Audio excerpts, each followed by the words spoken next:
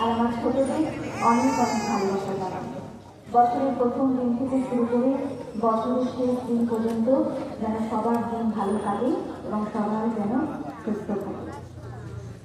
আমার নিবেদনে কবি অনির্বাণ ঘোষের লেখা একটি কবিতা, বাংলা তারিখ। সারা বছর খোঁজ থাকে না, সারা বছর উপেক্ষিত, ক্যালেন্ডারের তারিখ হয়েই ঝুলতে থাকে অর্থমৃত। কাউকে যদি প্রশ্ন করে বাংলাতে আজ তারিখ কত, দেখতে পারেন সেই বেচারা কেমন করে তত। হয়তো তিনি বলতে পারেন মানে বাংলা তারিখ কেমন করে বলবো সব, কমে তো আর লাগে নাকি। তাও আমাদের পয়লা বসে, তাও আমাদের বর্ষবরণ, আসর সাজায় কাশুর বাজায় উদ্দীপনার নানান ধরন।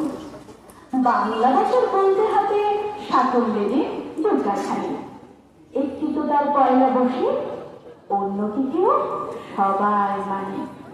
ঠিক ধরেছেন, কবিগুরুর জন্মতিথি বৈশাখ মাসে, আষাঢ় শ্রাবণ একটি দুটি, বাদ বাকিতে কি যায় আসে।